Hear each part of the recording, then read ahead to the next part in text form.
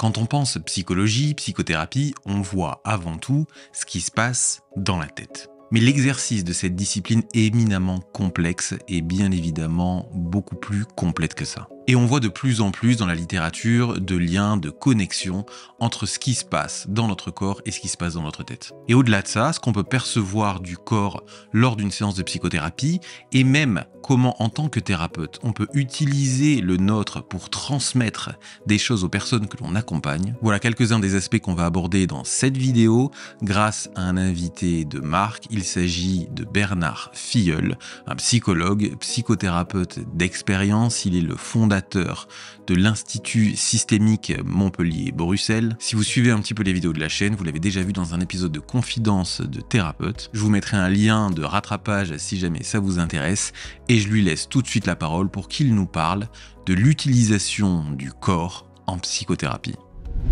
En approche systémique, dans les objets flottants ou dans les objets médias, il y a entre autres aussi ce qu'on appelle la sculpturation ou la sculpture vivante. C'est un outil qu'on connaît bien, qu'on utilise, et puis certains l'ont modélisé, Philippe Caillé-Vlineré, mais aussi Luigi Onis, dans la sculpture du temps.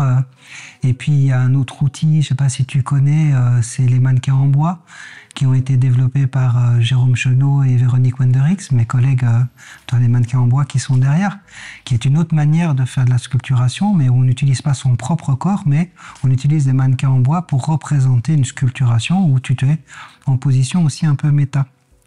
Et moi, me dit, tiens, la question du corps dans la thérapie, la question du toucher, si je prends, je dirais, une vision un peu normative, le thérapeute est à sa place, parfois même il a toujours la même place, la famille est là-bas, ou le couple, ou l'individu, on se serre la main, et encore depuis la période de Covid, maintenant il y a des gens qui ne se serrent pas la main.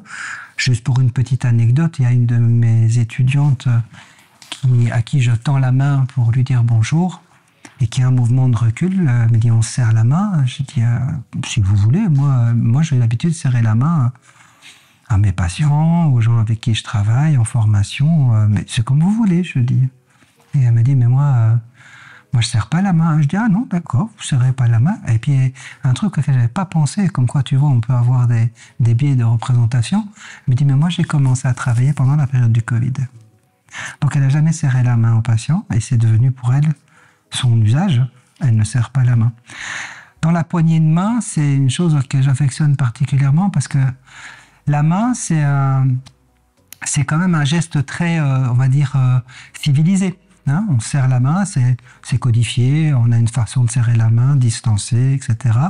C'est une politesse, un usage, certains le font, d'autres pas. Avec les enfants, on fait des petits checks et tout ça. Mais en serrant la main, c'est pour moi un lieu du corps très, très intime aussi. C'est la main qui caresse, mais c'est la main aussi qui peut faire mal. Dans cette poignée de main, en début de séance, il y a pas mal de choses qui peuvent se passer. Tu sais, les mains un peu molles, les mains fuyantes, les mains qui t'écrasent, hein, où tu as les os qui flageolent à l'intérieur après. Tu as la main tendue, rigide, la main souple. Il y a déjà quelque chose qui se joue dans l'interaction, dans ce contact physique. Et j'ai réfléchi sur le fait que moi, je suis plutôt méditerranéen, je suis plutôt tactile. J'ai les gens que j'aime bien les enlacer. J'ai facilement la main sur une épaule quand on discute, etc. Mais dans le travail, évidemment, il y a quand même une manière, une posture à avoir par rapport à ça. Mais la question, c'est est-ce interdit ou pas? En quoi c'est interdit? En quoi ça peut être utile ou pas? Et donc, j'ai commencé à réfléchir à une manière à la fois d'abord de penser son corps à soi dans la rencontre à l'autre. Et donc, la formation que je fais, c'est entre les corps. Comment dans la relation, on va se positionner par rapport à l'autre. On dit toujours, dans l'observation, par exemple, il faut observer le non-verbal. Oui, ça, on est bien formé à regarder l'autre, à regarder comment il s'assied, comment il se positionne l'un et l'autre. Est-ce qu'ils sont proches, pas proches, etc. On peut avoir des dérives d'interprétation sauvage, ou bien on peut se dire, tiens, ça c'est peut-être déjà du matériel brut, pas encore mis en sens, que je récolte, Et on verra, comme mon expression est, on récolte, on met sur l'étagère et on verra ensuite à quoi ça peut servir. J'ai des étagères, plein de tiroirs et j'ai plein de choses pendant que je travaille qui petit à petit, soit certaines choses restent sur l'étagère et des choses reviennent à un moment donné. Donc on observe entre les corps des autres et puis je me dis, mais tiens, qu'est-ce qui se passe entre les corps de moi et eux, et de eux et moi? Comme moi, j'ai pas une place attitrée, que je travaille avec le concept de la chaise vide, toujours une chaise surnuméraire, au moins une, parfois plus. Déjà, les gens rentrent, je leur propose de s'installer. Je regarde où je vais me mettre. Et si j'ai déjà une petite tension, un petit conflit, je vais leur demander, mais où est-ce que vous souhaitez que je m'asseye? Première séance, et je n'ai pas encore dit bonjour. C'est déjà une interrogation un peu particulière. Comment vous m'invitez à rentrer dans votre système? Comment mon corps, jusqu'où il peut aller? Je ne prendrai jamais la place exactement là où on me l'a choisi. Par exemple, si on me désigne une chaise, je vais prendre cette chaise, mais je vais la replacer déjà. Je vais me situer. C'est-à-dire que c'est mon confort d'abord. Moi d'abord, pour l'autre ensuite. Donc, il y a cette invitation et cette place qu'on m'offre déjà parle. C'est déjà, il y a deux niveaux pour moi. C'est à la fois un outil d'affiliation et en même temps, ça peut être une stratégie d'intervention. Quand on se place et quand on est attentif à ce qu'on vit, à l'intérieur, notre corps, c'est notre véhicule. C'est celui dont on doit prendre soin et c'est celui qui vient vibrer de tout ce qui se joue.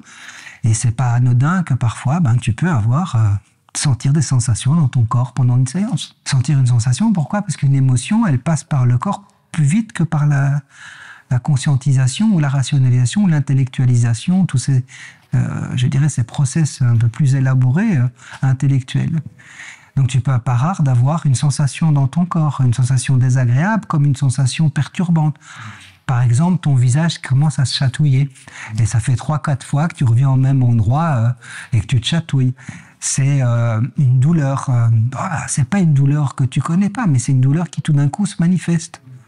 En quoi ce que je ressens dans mon corps parle peut-être de ce qui se passe dans cette famille? On peut même aller plus loin là et parfois dire, tiens, pas très confortable. Vous êtes confortable, vous? Et là, tu es surpris tout simplement de voir quelqu'un qui dit, non, mais j'aime pas cette chaise, elle fait du bruit.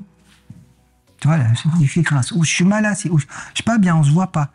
Et puis il y a des gens, ils s'asseyent et ils sont figés, tu vois? Ils sont figés dans leur corps, ils sont figés sur leur chaise. C'est déjà du matériel qui se récolte et qui peut déjà se transmettre, se métacommuniquer et qui peut peut-être déjà être une autre manière de vivre et de parler de ce qui se passe. Pour moi, c'est jamais anodin. Je ne sais pas si on peut toujours en faire quelque chose, mais c'est pas anodin. Ça, c'était mon premier niveau d'intervention, de réflexion, de me dire, tiens, ok. Et puis quelqu'un qui a une main qui te sert comme ça au début de la séance, mais qui à la fin de la séance te sert avec délicatesse et douceur, c'est même s'il n'y a pas eu des mots, il y a quelque chose qui s'exprime. On ne peut pas ne pas communiquer. Donc il y a quelque chose qui s'exprime là, et auquel, si tu es vigilant, c'est pas juste la poignée de main civilisée, codifiée, mais il y a quelque chose qui se transmet. Pendant la séance, tu peux avoir aussi une manière de travailler à plusieurs endroits. Pour nous, les systémiciens, c'est très difficile de travailler avec beaucoup de gens. Quand tu travailles avec une personne, elle est en face de toi, on est en interaction. Pour la petite histoire, moi au début, je m'en sortais pas du tout avec une personne, ça m'angoissait énormément, parce que j'ai l'impression que je devais toujours dire quelque chose, toujours interagir, avoir des questions, très peu de silence, il fallait que je rebondisse, et c'était un peu une espèce de jeu de squash, même pas de ping-pong, mais de squash, pour essayer de tenir, ça m'angoissait beaucoup. D'ailleurs, au début, les gens, ils continuaient pas à venir me voir, et ils avaient bien raison, j'étais pas terrible du tout, et c'était justifié. Quant à plusieurs personnes, moi, j'ai appris à être à l'aise avec plusieurs personnes, et j'étais plus à l'aise d'ailleurs avec plusieurs personnes. Pourquoi? Parce que tu peux aller à gauche, tu peux aller à droite, tu peux faire circuler entre eux, tu peux demander à quelqu'un de venir t'aider, etc. Alors, quand je dis déjà quelqu'un de venir t'aider, c'est-à-dire comment tu peux aussi mobiliser dans le système du mouvement dans l'espace. Dans l'espace de la pièce, dans l'espace délimité par les chaises, qui généralement chez nous sont en rond, il n'y a pas de grosse table au milieu, on a peut-être une table basse ou l'autre, mais comment on peut mobiliser les choses? Je me souviens d'Andolphi qui fait venir l'enfant près de lui, et ça m'a beaucoup inspiré, bien entendu, de me dire, tiens, il ne s'agit pas juste de demander à l'enfant ce qu'il en pense et d'essayer d'en faire ton co-thérapeute, mais si tu le prends avec toi, tu le désinsères un tout petit peu, sans que ça soit trop difficile, pour venir près de toi, mais pour ça, il faudrait qu'il y ait une chaise libre. Parce que si tu n'as pas de chaise libre, on doit faire changer 2 personnes. C'est déjà ça, ça complexifie les choses. Et il va prendre la place de quelqu'un. Donc la chaise libre, qui est souvent proche de toi, mais parfois elle peut être ailleurs. Alors parfois, je peux simplement me lever, aller chercher une chaise, la mettre à côté de moi. Ça fait bouger. Principe de totalité, tu bouges à un endroit, ça bouge ailleurs. La personne vient à côté de toi et là, on est déjà dans un autre rapport corporel. On sent autre chose. Et puis on est côte à côte, c'est-à-dire que ce côte à côte, il est intéressant parce que ça veut dire qu'on fait une affiliation mais sécure, c'est-à-dire que c'est pas dangereux, c'est pas je te mets en face à face juste à côté de moi. Cette même proximité face à face serait insupportable. Mais si je dis viens, regarde un peu avec moi papa et maman, assieds-toi un peu, viens là, à côté de moi. Regarde papa et maman un peu là. Dis-moi un peu qu'est-ce qui te vient quand tu les regardes comme ça? Et là, je fais une affiliation. Regarde mon corps qui bouge. Je vais faire une affiliation corporelle. Je ne vais pas lui mettre la main sur l'épaule, le mettre à moi. Je ne vais pas lui parler comme ça. Mais je vais, si tu veux, le prendre avec moi dans mon espace corporel pour l'inviter à venir m'aider à travailler sur ce qui se passe ou ce qui se représente entre papa et maman. Une autre manière de travailler, d'être vigilant, c'est de se dire, tiens, tu vois quelqu'un qui est mal à l'aise, tu dis, mais est-ce que là, comme ça, tout le monde est confortable? Alors, je vois quelqu'un qui est mal à l'aise, je ne vais pas lui dire, est-ce que vous êtes confortable? Ça, tu mets le projecteur dessus, bien, ça ne marche pas. Moi, je ne suis pas très à l'aise, j'aimerais bien bouger un peu, mais je ne sais pas, est-ce que l'un d'entre vous, enfin, si quelqu'un veut bouger, très large, et je bouge mon corps, parce que si je dis, est-ce que quelqu'un veut bouger, si toi, tu ne bouges pas, c'est-à-dire que la règle, c'est pour mettre en mouvement, il faut d'abord te mettre en mouvement toi. Donc, c'est-à-dire qu'il faut mobiliser ton corps à toi aussi. Et puis, je dis, ben voilà, peut-être vous pouvez peut-être un peu... Est-ce que, excusez-moi, si je me mets un peu ici, c'est comment pour vous, du coup, je vais dire? C'est-à-dire que je vais bouger moi pour voir comment... Ah ouais, mais alors, du coup, je vous vois un peu mieux, etc. Ah ouais, mais pour vous... Et là, on va travailler vraiment sur toutes les rétroactions qu'il peut y avoir dans cette mise en mouvement qui peut se faire. Pour ça, je dois prendre conscience de ce que se passe chez moi. C'est pas juste, elle est mal à l'aise, je vais la faire bouger. Comment moi, je peux me mettre mieux en confort par rapport à l'inconfort que j'ai à la voir dans l'inconfort, dans sa posture et dans sa place. Je vois le père qui lui parle comme ça et elle termine comme ça. Je vois ça, j'écoute plus le père. Parfois même, tu as des gens qui se disputent devant toi, parfois c'est quand même chaud, hein. Ça te fait vivre quoi? Comment tu peux rester et te remettre en confort? Parce que d'office, ces éléments-là vont te mettre en inconfort. On n'est pas encore sur un niveau d'analyse, de la résonance, de machin. Tu es juste pris dans un mouvement émotionnel que ton corps traduit et que ton corps perçoit. Donc quand il y a ça, c'est comment on va l'utiliser pour...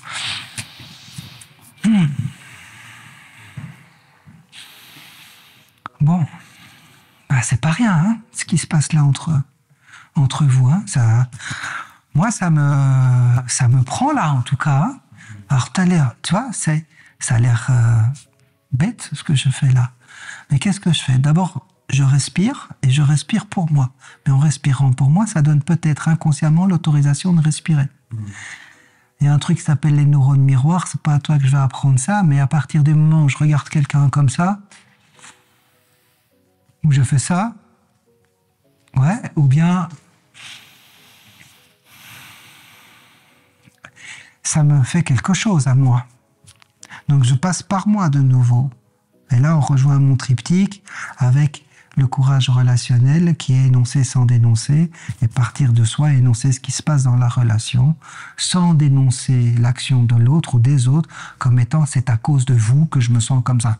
Voilà plusieurs manières d'utiliser ton propre corps et l'interaction de ce qui se joue entre les corps, parce que les émotions, elles font ça dans le système, entre vous et l'autre. Et je me suis dit, maintenant, j'ai envie aussi de tenter d'aller un petit peu plus loin. Quand on fait du psychodrame, par exemple, on a la technique du doublage. Et dans la technique du doublage, en tout cas celle que je pratique, du type morénien, on met la main sur l'épaule, donc on touche l'autre. Alors on ne touche pas en faisant je pose ma main, je te fais des grosses doudous, ou il y a un geste qui est franc, qui est clair, qui est délicat, qui est posé. C'est des techniques qu'on apprend en formation pour pouvoir vraiment ne pas faire passer trop peu ou trop d'intention, parce qu'une main qui tremble et qui n'ose pas, c'est très très angoissant. Hein.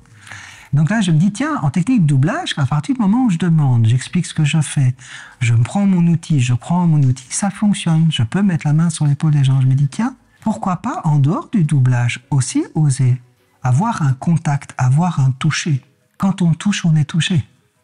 Tu peux pas toucher sans être touché. Alors on dirait, en individuel, c'est peut-être plus facile. Oui, c'est peut-être plus facile, mais ça peut être beaucoup plus gênant aussi. Que ce soit avec un homme ou avec une femme. Il faut quand même penser aussi à la question du transfert. On va pas l'omettre quand même, de ce que ça peut venir jouer sur les aspects transférentiels. De venir prendre un contact avec ton patient ou ta patiente, quel que soit l'âge, le sexe, etc. Ça veut dire que quand mon cadre est clair, à l'intérieur de celui-ci, je peux m'autoriser et faire beaucoup de choses.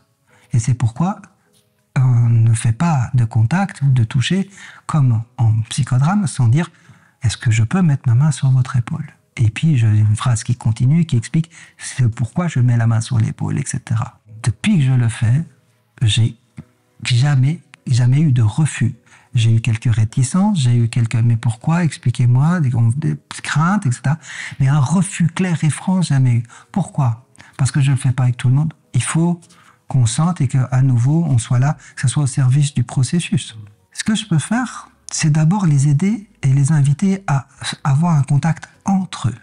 Quand on fait de la sculpture, et qu'on a appris à faire la sculpture, il y a un membre de la famille qui va sculpter les autres membres de la famille.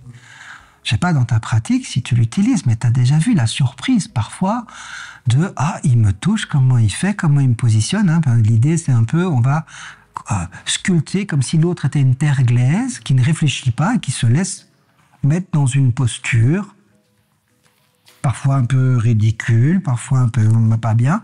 Et c'est au travers de l'aspect tout synesthésique, sensitif, que la personne va exprimer comment elle se sent dans la posture dans laquelle l'autre l'a mis. Mais déjà, le contact entre eux, là, parfois, il y a des familles qui disent « mais on n'a jamais fait ça, hein, nous, hein, on se touche pas ». Il y a des familles, ils sont lasses. Ils rentrent, ils sortent, 1 heure, ils vont faire une course, ils reviennent, bisous, bisous, bisous, bisous. Il y a des familles, c'est à Noël. Tu peux sentir comment on peut, du coup, inviter les uns les autres à avoir un contact, juste un contact. Est-ce que je peux vous demander, si vous êtes d'accord, est-ce que vous pouvez mettre votre main sur son épaule? Alors, est-ce qu'il met la main sur l'épaule comme ça, ou est-ce qu'il met la main sur l'épaule comme ça? Est-ce que vous pouvez vous rapprocher un peu? Pas toucher, rapprochez-vous un peu. Encore un petit peu, ouais. Un peu comme si vous étiez sur un banc. Comment vous êtes le plus confortable quand vous êtes comme ça, côte à côte? Pas comme ça, côte à côte. Comment ça bouge? Est-ce que ça circule? Est-ce qu'il y a du mouvement qui se passe dans le corps? Très intéressant de voir comment le discours se transforme quand on est dans un contact. J'adore l'embrassade. Et c'est beau ce mot, hein, embrassade. On embrasse l'autre. Et tu sais, dans la médecine traditionnelle chinoise, toutes les questions des méridiens et tout ça, entre les omoplates à 2/3, cette zone-là, c'est exactement la zone où on met la main en général quand on embrasse. C'est là où on fait toc toc toc, tu vois. Eh ben, dans cette croyance-là, cette zone-là, c'est la zone où résident les angoisses, parce qu'elles viennent renvoyer ici à cette zone-là. Alors, certains vont parler des chakras, des machins, etc. Je m'y connais pas du tout assez pour ça, mais ce que j'ai remarqué, c'est que quand t'es pas bien, quand tu te sens pas bien, et que quelqu'un te prend dans les bras, ça te fait du bien. Et donc, parfois, je propose d'avoir non pas cette embrassade, mais de dire, si vous deviez, par exemple, vous prendre dans les bras, je dis, ne faites pas, je ne vais pas vous demander de faire ça. Comment vous imaginez que vous vous sentiriez maintenant, si vous vous preniez dans les bras? Et là, tu travailles d'abord sur un niveau d'imaginaire, du contact physique. Mais c'est très facile à faire, ça. Si je te renvoie à la dernière embrassade que tu as eue avec ton enfant ou avec ta femme, juste la dernière, la toute dernière que tu as eue, tu peux sentir ce qui se passe, tu peux la retrouver. Oui. Donc cette mémoire-là, on l'a. À un moment donné, j'ai travaillé avec cette idée que, tiens, quand j'ai quelqu'un qui est super angoissé, j'avais le cas, je vais parler d'une famille avec une jeune fille, donc papa, maman, 3 enfants, dont une, jeune universitaire qui porte tout sur ses épaules, tu vois, elle est comme ça, elle est... l'angoisse, on l'aperçoit, c'est une des choses les plus contagieuses qui soit pour moi. Je dis, je vais te proposer quelque chose. Alors, je vais pas le faire, mais je dis, je vais te proposer quelque chose, je me lève. Et je commence à parler en étant levé. Je dis, je veux m'approcher de toi si tu m'autorises. Je dis, monsieur et madame, je vais faire quelque chose qui va être un peu surprenant. Mais vous avez l'habitude avec moi, je fais des choses un peu surprenantes. Je m'approche d'elle. Et de la même manière que je pourrais venir me mettre à côté d'elle et poser ma main sur son épaule pour faire un doublage, soit un doublage in, out ou ambivalent ou autre, je lui dis, est-ce que je peux poser ma main dans votre dos, en haut de votre dos, pas dans le creux des reins, qui est pas, la zone n'est pas la bonne zone. Si à un moment, quel qu'il soit, ça te met en difficulté, mal à l'aise ou autre, il suffit de me le dire et j'enlève la main. Pas besoin de t'enfuir, mais juste de me le dire et je respecterai ta demande. Je le sentais. Et encore une fois, tu fais pas ça avec n'importe qui. Et je me mets à côté d'elle et donc je pose ma main en fonction de là où la personne est ou de comment je peux me mettre. Je pose ma main à cet endroit, main comme ça, qui est juste posée. Je lui dis, on va prendre 2 minutes. Alors les parents, ils me regardent, les frères et sœurs me regardent, ils me disent, c'est rigolo. Mais dès que je suis là à côté d'elle, déjà que j'ai cette interaction avec elle, il y a quelque chose qui change. Oui. Et je lui dis, est-ce que tu peux me décrire ce que tu sens? Pas compliqué, hein? Est-ce que tu peux me décrire ce que tu sens? Bah, je sens votre main dans mon dos. Ok. Alors, c'est comment? Est-ce que c'est chaud, c'est froid, c'est grand, c'est petit? Et là, elle commence tout doucement à revenir à elle, mais pas dans ce qui se passe là, mais dans ce contact relationnel, juste un contact. Elle commence à me décrire. Ah, ça commence à être chaud. Ok. Si tu veux un peu t'appuyer sur la main, tu peux. Si tu veux un peu t'écarter de la main, tu peux, mais reste en contact le plus possible de toute façon. Oui. Et alors, elle vient tester comme ça. Moi, je bouge pas. Hein. C'est ça, la rigueur, c'est que moi, je bouge pas. Je fais pas ça. Et alors, tu as ce corps qui se détend. Tout doucement, sans même en faire quoi que ce soit. Je lui dis pas de se détendre, etc. Je lui donne pas d'injonction de type relaxation. Je lui demande de venir en contact, de venir en conscience. C'est comme une forme d'ancrage, mais d'ancrage où je viens faire un support pour cet ancrage. Et pendant ce temps-là, je reprends, je dis, reste en contact avec moi. Alors, monsieur, madame, vous me disiez quoi? Je reste là, je continue. On dit elle est pas bien ces derniers temps parce que de toute façon, elle est angoissée par ses examens. Et hop, je la sens partir. Je dis, attendez un instant, reste avec moi, viens dans ma main, reste avec moi s'il te plaît. Oui, donc vous disiez, et au fur et à mesure de l'échange qui mobilise tout niveau anxiogène, je parle avec eux, je continue, on termine. Et avant de terminer, la règle est toujours là. Pas besoin de s'enfuir, il suffit juste de quitter. Alors ça, je fais référence à un autre collègue et ami qui est un clown relationnel, qui s'appelle Gilles Padier et qui dit « Il est temps de quitter, quitter, quitter ». Parce que quand tu quittes, tu quittes. Tu demandes quitter quand tu quittes, oui. On peut parler de Bohème, hein. Et donc, je dis pas besoin de t'enfuir, c'est toi qui décides à tout moment, c'est toi qui décides de clôturer ce contact. Mais avant de le faire, je te demande juste de prendre l'empreinte de ce contact. Prends-la en mémoire. Ok, tu l'as? Ouais. Au moment où elle bouge, moi, je laisse ma main se décoller. C'est-à-dire que je la décolle pas, mais je la laisse se décoller, petit à petit. Et pendant tout un temps, je reste encore derrière son dos, sans toucher. Tu sens ma main? Oui, oui. C'est ok pour toi, on peut s'arrêter là. J'enlève ma main, je vais me rasseoir. Monsieur, madame, ça va? Oui. Je dis, ma main, tu la sens encore? Elle me dit, oh oui. Je dis, je vais te proposer quelque chose. Là, tu vas retrouver peut-être des outils à toi. La prochaine fois que tu es avant ton examen, que tu es assise et que tu dis, c'est à ce moment-là que tu perds tes moyens, que tu as tout oublié, tu sais plus. Est-ce que tu veux bien juste tout poser et trouver ma main dans ton dos? Elle est revenue la fois suivante, elle m'a dit, j'ai trouvé votre main dans mon dos. Elle m'a dit, c'était étrange quand même. Voilà un exemple de l'utilisation en famille, parce qu'il faut prendre tout le monde avec, tu peux pas faire ça tout seul. Et tu vas vraiment essayer de nouveau, c'est une stratégie d'intervention, mais aussi d'affiliation, d'ancrage, mais qui va faire qu'on ne va pas éviter le sujet qui mobilise telle force d'angoisse, telle force émotionnelle difficile qu'il y a cette carapace qui va se fermer, mais tout son corps lui fait souffrir à ce moment-là. L'armure devient une prison dans laquelle je me coupe de toute sensation, on peut parler de la dissociation, etc., mais qui fait qu'à l'intérieur d'elle, je ne suis que souffrance. Donc c'est un petit contact sécurisé vers l'extérieur et non envahissant, non intrusif, toujours avec autorisation, pas à pas. Donc dans la technique, il va falloir utiliser plusieurs étapes d'autorisation. Enfin, ce qu'on peut faire, c'est le jeu des mains. On va le faire soit assis, soit debout. On va le faire soit avec une main, Donc, en fait, je vais me rapprocher du patient et je vais m'asseoir avec mon siège là et lui, il a son siège là. Donc, on se regarde, si tu veux, comme ça. Là et moi là. La personne est là, elle n'est pas juste en face à face et on peut faire un contact avec une main. C'est-à-dire de demander à la personne de venir elle-même poser sa main sur la vôtre. Donc, on n'enlace pas, juste on offre un support. On peut utiliser l'accoudoir, vous savez, pour pouvoir, parce qu'il faut tenir. C'est un travail qui doit se faire un peu en tenant. Ça, c'est un travail individuel, d'accord? Et en posant la main sur la sienne, de nouveau, on va faire la même chose. On va lui demander d'être le plus confortable possible. Vous faites attention, évidemment, de ne pas enlacer, c'est-à-dire que les mains ne viennent pas toucher l'avant-bras, que votre pouce ne vient pas toucher le haut de la main. Tout ça, c'est pas juste. C'est vraiment un accueil, viens poser. Trouve la place, le mieux pour toi, tu peux chercher. Tu peux quitter à n'importe quel moment, quand tu veux, pas besoin de s'enfuir, c'est toi qui choisis. Chaque fois, ça c'est répété à plusieurs reprises. Et dans ce contact, à un moment donné, on fait la même chose, ça c'est une déclinaison, si tu veux, de ce que j'ai expliqué tout à l'heure. On peut travailler en disant, ok, alors raconte-moi ce qui est difficile pour le moment. Attention, reviens à ta main, je peux toucher le haut de ta main. Oui, et je prends avec mon doigt comme ça, je vais juste poser mon doigt sur le haut de sa main pour dire, n'oublie pas le contact ici, n'oublie pas, c'est un rappel. Chaque fois que vous sentez qu'il y a quelque chose qui se détache, parce qu'on sent des gens qui vous donnent leurs mains, et puis ils sont pas là.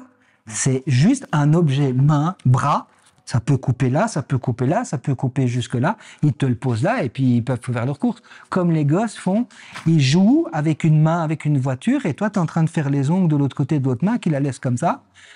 Quand tu grandis, c'est fini ça, hein. Tu peux plus laisser ta main comme ça, c'est compliqué comme tout. Mais les enfants, tu peux manipuler une main, parce qu'eux, ils savent qu'il faut, ils donnent et c'est bon. On travaille, du coup, comme d'habitude, sauf qu'on va travailler dans cette sécurisation, dans cet ancrage, qui est un ancrage quand même proximal, mais qui doit être dans la justesse et dans la rigueur. La même chose plus compliquée, c'est exactement la même chose, sauf que tu te mets face à face, donc là, on doit appréhender la distance, avoir une posture qui est bien une posture d'ancrage. Et là, on met les deux mains, et c'est la même chose. On propose les deux mains, et on dit, quand vous êtes prêts, je vous propose de poser vos mains sur les miennes ou dans les miennes. Choisissez, trouvez bien l'espace, etc. Comment vous vous sentez? On fait travail de ça fait quoi? T'as des mains qui se mettent différemment l'une de l'autre, etc. Faut observer. Alors, on n'est pas comme ça de regarder les mains. Hein. On observe le corps, on observe la personne. Ça fait bizarre. On est proches tous les deux. On n'a jamais été aussi proches. Oui, c'est vrai, ça fait bizarre. Vous pouvez reculer si vous voulez. Et puis là, on va travailler très très fort sur son confort physique parce que c'est un travail qu'il faut tenir. Alors, je voudrais juste parler d'une patiente qui est une patiente avec qui je fais ce travail pendant longtemps et avec laquelle j'ai obtenu plus de résultats dans les quelques séances avec ce contact-là par rapport aux séances avant. Et c'est une patiente qui avait, pour des raisons, des bonnes raisons pour elle, s'était protégée de l'environnement, elle ne se laissait pas toucher ou ne touchait pas les autres depuis très très longtemps. À un moment, c'était pendant toute la séance ou c'était pendant 10 minutes. Et puis on se rassied, etc. Et puis après, il y a un truc qu'on connaît, que j'aime beaucoup, et je donne ça pour terminer, avec les couples. Je leur propose de se mettre face à face, proches. Il y en a un qui propose ses mains. Alors tu peux te mettre comme ça, hein, ou tu peux te mettre comme ça, face à l'autre. Le premier propose ses mains, le deuxième met ses mains dedans. Et celui qui est là, je lui dis, sans parler, mais avec des vrais mots dans votre tête, je vous propose de dire à l'autre quelque chose que vous lui avez pas dit depuis longtemps ou que vous lui avez jamais dit et que vous voudriez vraiment qu'il sache. Dites-le dans votre tête. J'observe bien. En général, tu vois, plus ou moins. Je dis, vous avez fini? Oui. Vous pouvez le redire une deuxième fois? Ok. Et maintenant, vous pouvez le dire une troisième fois? Ok. Quand c'est bon pour vous, pas besoin de vous enfuir. C'est vous qui décidez, qui choisissez. Vous pouvez quitter quand vous voulez. À vous maintenant, la deuxième personne fait. Je vous propose maintenant de dire quelque chose que vous n'avez pas dit depuis longtemps, ou que vous souhaitez dire, que vous avez vraiment envie de dire, ou que vous voulez que l'autre sache, et que vous n'avez jamais dit. Une fois, deux fois, trois fois. Merci beaucoup. Comment vous vous sentez? On arrête là. Jamais je demande ce qu'ils se sont dit. Jamais. Et les gens disent, mais je voudrais vous dire. Je dis non, ce qui vient de se passer là, c'est trop intime, même pour la thérapie. Ça, je veux pas savoir. Voilà, j'espère que cette vidéo vous aura intéressé. N'hésitez pas à poser toutes vos questions à Bernard dans les commentaires. Je me ferai également une joie de pouvoir y répondre. Je vous encourage également à diffuser la vidéo autant que possible, à vous abonner. C'est le plus grand des soutiens que vous pouvez faire à cette chaîne. Et en attendant avec impatience de vous retrouver pour une nouvelle vidéo, comme d'habitude, prenez bien soin de vous.